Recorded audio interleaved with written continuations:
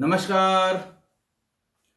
आज मैं फिर आपके सामने अपराध की एक और घटना लेकर आया हूं। आज के अपराध की घटना थोड़ी पुरानी है, एकदम हालिया भी नहीं और बहुत पुरानी भी नहीं, कोई 7-8 महीने पुरानी है।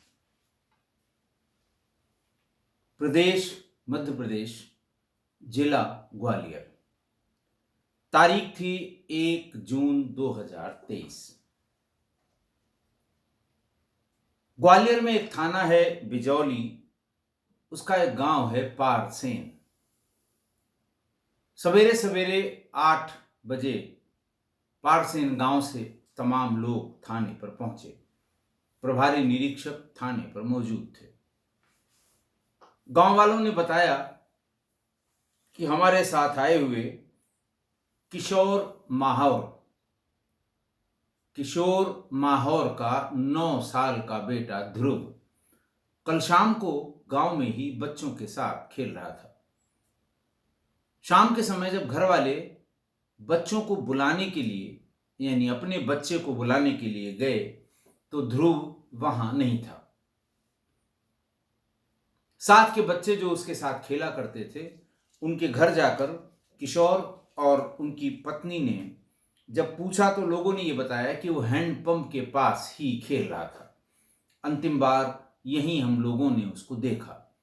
फिर हम लोग सोचे कि शायद वो घर चला गया, लेकिन वो कहाँ गया हमें पता नहीं। ये सुनकर घर वाले और परेशान हुए और बच्चे को जंगल से लेकर खेत तक उसको ढूंढा। पूरा गांव इकट्ठा हुआ। गांव के लोग टॉर्च लेकर 1 किलोमीटर दूर तक के खेत, जंगल, गड्ढे, पानी की टंकियां, जहां जहां संभावना हो सकती है। हालांकि बच्चा थोड़ा बड़ा यानी 9 साल का था, तो एक्सीडेंटली कहीं गिरने की बात समझ में आती नहीं है, लेकिन फिर भी उसे बहुत ढूंढा। ऐसा साथ गए लोगों ने और ध्रुव के पिता किशोर माहौर ने थाने पर बताया। पुलिस ने फौरन गुमशुदगी लिख ली। पुलिस उनके साथ साथ गांव तक गई।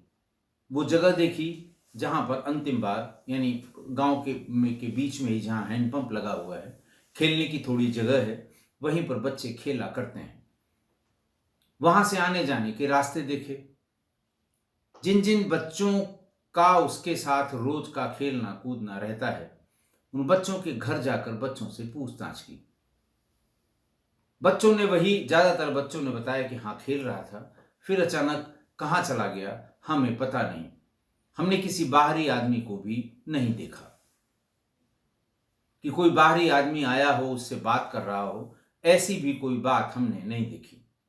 पुलिस ने कहा कि ठीक है, आप सब जगह देखिए, आपने जो फोटो उपलब्ध कराई है वो अभी मैं उसकी गुमशुदा की तलाश वाला एक पोस्टर बनवाकर, प्रिंट कराकर सब जगह छपवा देंगे। अपने जितने व्हाट्सएप ग्रुप हैं उस पर भी भेज देंगे। हुआ भी यही, शाम तक जनपद के सारे थानों को मैसेज हो गए, रेंज के सभी जनपदों को मैसेज हो गए। जहां जहां नोट कराना होता है, मैंने बहुत बार बताया है, छोटे लापता बच्चों की एक एसओपी है, कहां कहां इन्फॉर्म करना है, किस किस पोर्टल पर इंफॉर्मेशन देनी है, एनसीआरबी और डीसीआरबी को कब इन्फॉर्म करना है। छोटे बच्चों के लिए एक अलग से पोर्टल है, एससीआरबी का भी, डीसीआरबी का भी और एनसीआरबी का भी। उन पर ये सूचनाएं दी जाती हैं। सारी सूचनाएं अपनी जगह दी गई। बात 1 जून की थी। जब दिन बीतने लगे, 4 दिन, 5 दिन, 6 दिन हो गए और बच्चे का कुछ पता नहीं लगा, तो फिर गांव वाले भी और घर वाले भी विचलित होने लगे और उन लोगों ने थाने पर जाकर फिर से और ज्यादा बड़ी संख्या में जाकर बच्चे को ढूंढने की गुहार लगाई कि साहब इसको ढूंढिए, शहर में देखिए, देहात में देखिए। पेरेंट्स का तो दिमाग हर जगह जाता है और पेरेंट्स उसको ढूंढने के लिए भी तमाम ओझा, सोखा, तांत्रिक के यहाँ गए कि साहब बच्चा जिंदा है कि मर गया, कहाँ पर है। और ये ढोंगी लोगों ने सब अपने अपने तरीके से भावनाओं को पढ़कर अपने तरीके से बताया। कोई इससे हल नहीं निकला। ठीक 10 दिन बाद 10 जून को किशोर माहौर के दरवाजे पर एक चिट्ठी चिपकी हुई मिली। उसमें लिखा हुआ था कि 6 लाख रुपए का इंतजाम करना, मैं तुमको जगह बता दूंगा, नीचे लिखे हुए मोबाइल नंबर पर जब तुम्हारा पैसा इकट्ठा हो जाए तो इन्फॉर्म कर देना, जगह हम तुम्हें बता देंगे, तुम हमारा पैसा देना, बच्चे को हम तुम्हारे हाथ में दे देंगे। फौरन पुलिस को इस चिट्ठी के बारे में बताया गया। पुलिस आई और चिट्ठी पे जो मोबाइल नंबर था, पहले उसकी सीडीआर निकाली गई तो ये पता लगा इस चिट्ठी की लोकेशन, इस मोबाइल का लोकेशन दतिया में है। पीताम्बरा देवी का जो देव स्थान है दतिया, वहां पर है। पुलिस ने फिर सीधे उससे संपर्क किया तो पता लगा ये किसी महिला का नंबर है। वो मोबाइल फोन कभी पारसेन गांव नहीं आया, कभी ग्वालियर नहीं आया, मतलब कोई दूर दूर तक उस मोबाइल नंबर या उस महिला का इस घर से कोई संबंध किसी भी तरह से, किसी बीच के वाले के माध्यम से, रिश्तेदार के माध्यम से, कहीं से कोई संबंध नहीं है। पुलिस अल्टीमेटली इस नतीजे पर पहुंची कि ये किस्सा अपहरण का है ही नहीं, बिल्कुल अपहरण का नहीं है, और गुमराह करने के लिए ये चिट्ठी लगाई गई है या चिट्ठी चिपकाई गई है। बच्चे के गायब हुए 10 दिन हो गए थे। 9 साल का बच्चा है। पुलिस भी जानती है कि 2 दिन 3 दिन से ज्यादा इस तरह के थोड़े बच्चों को, जिन्हें आप बहला फुसला नहीं सकते हैं, उन्हें रखना बहुत मुश्किल काम है। और पुलिस की शंका ये बलवती होने लगी कि लगता है बच्चे के साथ कोई दुर्घटना हो गई है। जब ये किडनैपिंग वाला जो एंगल था, जब ये खत्म हो गया तो पुलिस ने फौरन अंदाज लगाया कि ये बच्चे के आसपास उसके नात, रिश्तेदार, इन लोगों में से किसी का ये काम है। बच्चे के पिता यानी किशोर माहौर के मोबाइल नंबर की डिटेल निकाली गई। उसमें जितने लोगों के नंबर थे उनसे एक एक करके पूछताछ शुरू हुई, फिर सारे रिश्तेदारों के, और फिर उसके साथ थाने पर आने वाले, उसके साथ ढूंढने वाले, उसके साथ हर समय खड़े होने वाले ऐसे भी लोगों की सूची किशोर से बात करके पुलिस ने बनाई। उनसे भी एक एक करके पूछताछ शुरू हुई। धीरे धीरे पूछताछ में एक 27 वर्ष का लड़का जितेंद्र पुलिस के पास पूछताछ के लिए लाया गया।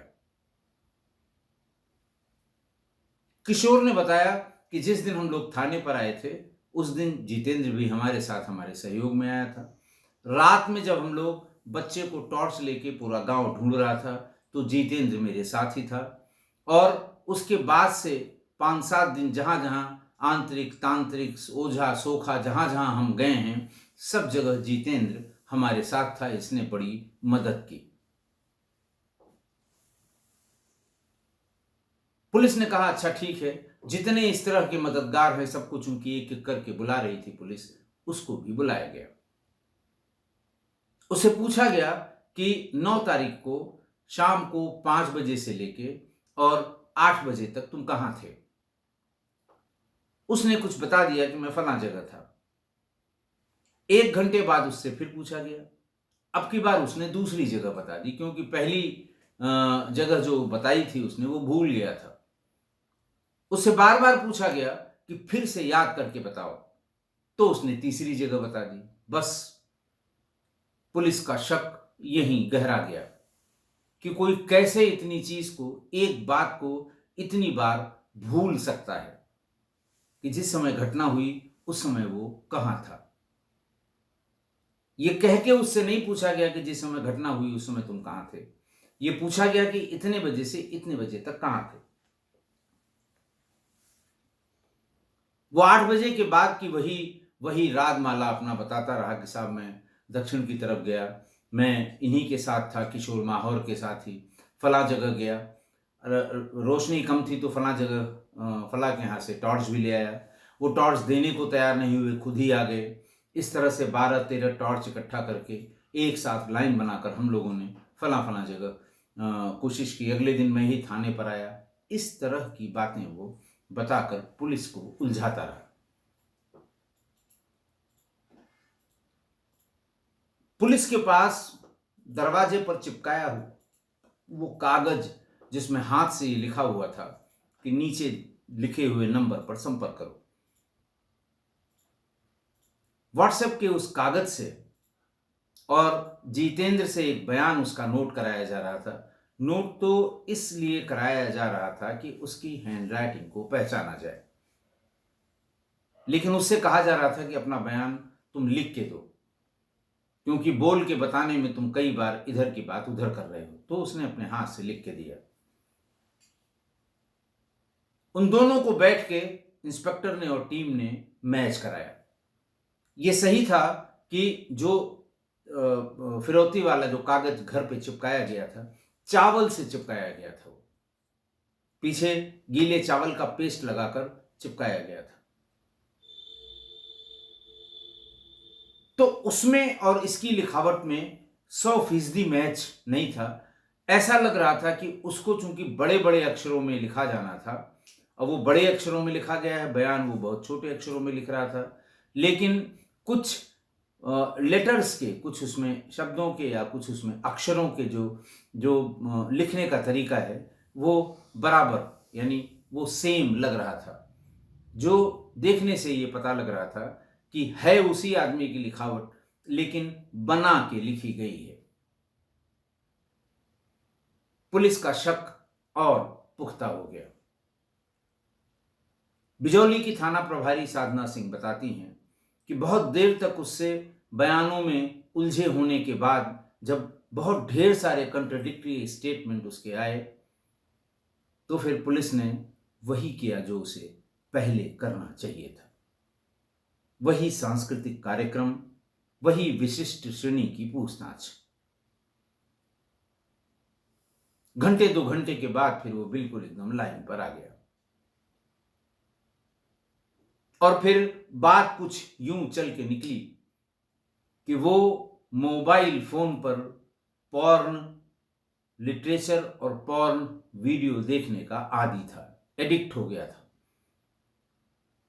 और उसका जो इंटेंशन था या उसका जो झुकाव था, उसका जो रुझान था, वो छोटे बच्चों की तरफ था। पीडोफिलिक था वो, छोटे बच्चे और बच्चियों दोनों पर। ध्रुव की इस घटना के पहले भी, और वो जहां बहुत छोटे बच्चे खेलते थे उन्हीं के बीच में जाता था, जेब में टॉफी या चॉकलेट रखे रहता था। छोटे बच्चे जो उसके टारगेट में आते थे या जो उसको वो टारगेट मान लेता था, उनको इस तरह से टॉफी चॉकलेट खिलाता था और फिर उनसे छेड़छाड़ करता था। छेड़छाड़ करने के बाद वो एसेस कर लेता था कि ये इसकी शिकायत तो नहीं करेगा, फिर उसे चॉकलेट या टॉफी देता था। अगले दिन के लिए फिर वादा कर लेता था कि कल फिर आना, कल फिर देंगे। लेकिन वो बहुत छोटे 5 साल, 4 साल, 6 साल के बच्चों के साथ इस तरह की हरकतें करता था।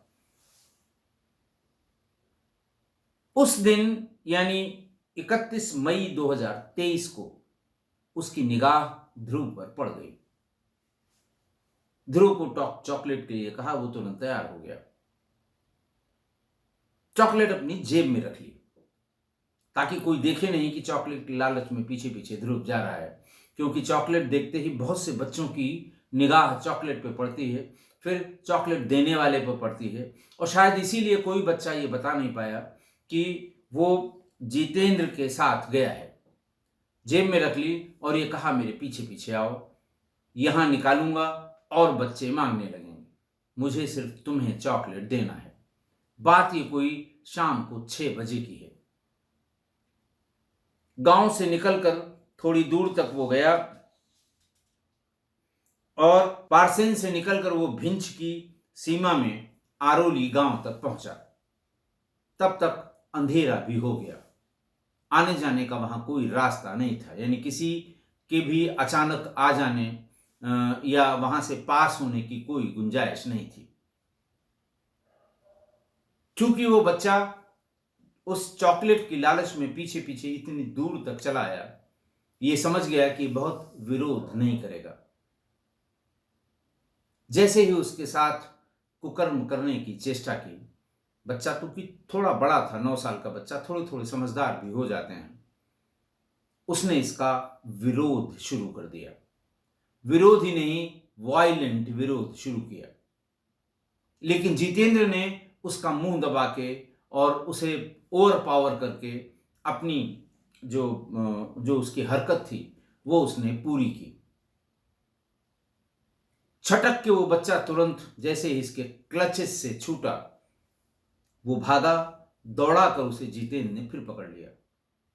बच्चे ने चिल्लाने की कोशिश की, उसके मुंह को दबा दिया और अपने जेब में, जो जेब के भीतर जो कपड़ा लगा होता है जिससे पैसे या रुपए या कागज टिक जाते हैं, नीचे नहीं गिरते हैं, उसको फाड़ा और उसके मुंह में डाल दिया। और वो यही कह रहा था कि अभी मैं चल के अपने मां को, बाप को बताऊंगा, अभी मैं चल के सबको बताऊंगा तुमने मेरे साथ गंदा काम किया है। तब उसने उसके मुंह में वो जेब को बाहर की तरफ खींचा और उसे जोर से झटका देके उसकी जो सिलाई है वो तोड़ी और वो रुमाल की तरह उसके हाथ में आ गया, वो उसके मुंह में बंद कर दिया और उसे जबरदस्ती वहां से पकड़कर थोड़ी दूर आगे गया, जो अरोली का जंगल है। वहां एक गड्ढे में पानी था, बहुत ज्यादा पानी नहीं होगा, 2 फीट, 1.5 फीट, 2 फीट पानी उसमें था। उसी में उसे ढकेल दिया। मुंह बंद था इसलिए कुछ बोल नहीं पाया। उसके बाद उसके ऊपर बैठ गया। वो खुद भी अपने कमर से थोड़ा ऊपर तक पानी में बैठा रहा, उसका मुंह नीचे की तरफ करके दबाए रहा। पानी में डूबा हुआ ये बच्चा बहुत देर तक सरवाइव नहीं कर पाया और 10 मिनट में ही बिल्कुल ठंडा पड़ गया, अचेत हो गया। हिला डुला के उसने देखा, ऊपर करके उसे देखा, मुतमईन हो गया कि अब उसकी मृत्यु हो चुकी है। वहां से सीधे घर आया और पुलिस ने पूछा लेकिन वो जगह कहां पर है। साधना सिंह जो प्रभारी थी, वो और पूरी टीम उसको लेकर अरौली के जंगल में गई। भोर होते होते उस जगह पर पहुंच गई जहां गड्ढे में इसने उसको डुबोना बताया था।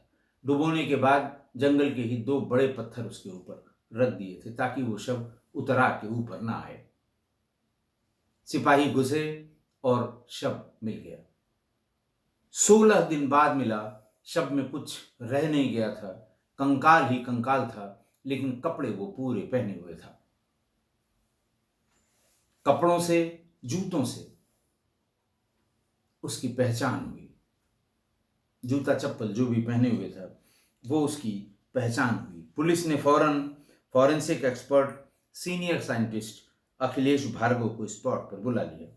फॉरेंसिक एक्सपर्ट की निगरानी में घटनास्थल से मृतक का कंकालनुमा शव प्राप्त हुआ और उसकी अंडरगारमेंट्स, लोअर, आरोपी की साफी, वहां जो साफी पहनी जाती है, वो भी बरामद हो गई। घर वालों ने बिना किसी डाउट के, बिला हिचक उसे पहचान भी लिया। साइबर क्राइम की अर्चना कंशाना ने इसकी जो जितने एविडेंस थे वो एक एक करके बारीकी से उसे इकट्ठा कर लिया और उसके साथ उनकी साथी रजनी सिंह थी, क्राइम ब्रांच के प्रभारी थे, जो इनके एक्सपर्ट हैं, फॉरेंसिक एक्सपर्ट अखिलेश भार्गव थे। इन्होंने उसका प्रॉपर डॉक्यूमेंटेशन किया और इन सब को एज एविडेंस विवेचना में शामिल किया और फिर उसकी गिरफ्तारी भी हो गई थी और चार्जशीट अदालत में सबमिट कर दी गई। आज की घटना देखिए, मृतक बच्चा 9 साल का, और आरोपी जितेंद्र माहौर वो 27 साल का, यानी 3 गुना उम्र में बड़ा और रिश्ते में चचेरा भाई। इसलिए साथ ले जाने में 9 साल की उस ध्रुव को कोई उसे दिक्कत नहीं हुई। अननोन आदमी था नहीं, भाई था। भाई ही कहता था उसको, ध्रुव उसको भाई ही कहता था और ये उसी तरह भाई की तरह ही दिखावा करता था कि मेरा छोटा भाई है। लेकिन ये आरोपी पॉर्न मूवीज देखने का एडिक्ट था। जैसा उसने बताया कि अगर वो देख न ले तो सो नहीं सकता था और इसीलिए वो पहले भी कई छोटे बच्चे और बच्चियों के साथ अश्लील हरकतें कर चुका था। उनके साथ दुष्कर्म तो करना नहीं बताता है और इतने छोटे बच्चों से पूछना भी पुलिस ने उचित उस समय नहीं समझा। लेकिन कई बच्चों के साथ जिनको उसने बताया कि इनके साथ मैंने अश्लील हरकतें की हैं और बच्चे टॉफी और चॉकलेट की लालच में इस बात को किसी को भी नहीं बताते थे। किसी ने भी अपने पेरेंट्स को ये बात नहीं बताई। घटना के बाद उसकी स्वीकारोक्ति के बाद जब पुलिस ने पेरेंट्स से पूछना शुरू किया तो बाद में उन्होंने बताया कि हाँ, वो सही कह रहा था। एक आध दो पेरेंट्स को इसकी जानकारी हुई थी, लेकिन वही लोक लाज के भय से उन्होंने कभी इसका जिक्र नहीं किया। बच्चे को खेलने के लिए वहां जाने से मना कर लिया बस। मृतक बच्चा थोड़ा उम्र में बड़ा था। इसका जो टारगेट एज ग्रुप था बच्चे या बच्चियों के लिए वो 5 साल 6 साल था, मैक्सिमम 7 साल। ये टारगेट उसने जो ट्राई किया ये थोड़ा बड़ा था और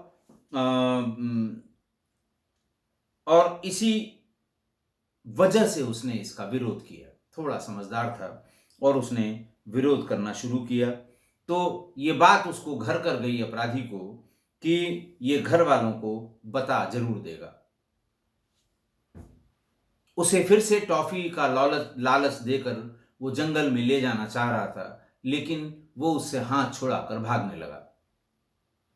वो कतई उसके साथ नहीं, 2 बार भागा, दोनों बार पकड़ा और फिर अपने जेब से वो कपड़े का टुकड़ा फाड़ के, जेब को उलट के जब आप निकालेंगे तो वो टुकड़ा फाड़ के मुंह में डाल दिया और उसे घसीटते हुए थोड़ी दूर तक ले गया और गहरे पानी में डुबोकर मार दिया।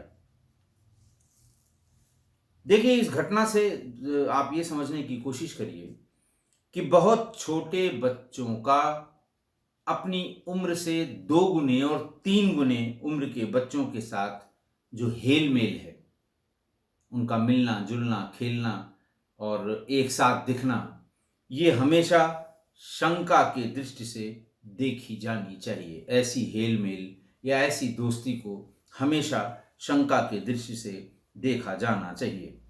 ऐसे बड़ी उम्र में वयस्क बच्चों का मानसिक विकार या मानसिक गंदगी किस स्तर तक जा चुकी है ये कहना मुश्किल है, क्योंकि मोबाइल और इंटरनेट ने ऐसे बच्चों को सारी दुनिया दिखा दी है। मोबाइल और फास्ट इंटरनेट ने, इंटरनेट पे दिखने वाली दुनिया किसी के लिए भी मैं कह रहा हूं, उसके 2 पहलू होते हैं। एक स्याह पहलू है और एक सफेद पहलू है। स्याह पहलू बहुत ही गंदा और खतरनाक है, खासकर वयस्क या अल्पवयस्क बच्चों के लिए, 20 और 20 से थोड़ा ऊपर के बच्चों के लिए ये बहुत खतरनाक है। और ये अगर इसके भंवर जाल में कोई फंसा अल्पवयस्क बच्चा तो उसके आगे जाने के रास्ते बंद हो जाते हैं और वो ज़्यादातर यौन अपराधों की तरफ बढ़ने लगते हैं, क्योंकि वो उनका इंटरेस्ट एरिया है और वो दिन भर उसी में निर्वात में बैठे वही देख रहे हैं, अकेले में बैठे वही देख रहे हैं। इसीलिए इस पर निगाह रखना या नज़र रखना बड़ा मुश्किल काम है कि इस समय ये बच्चा या बच्ची देख क्या रहा है।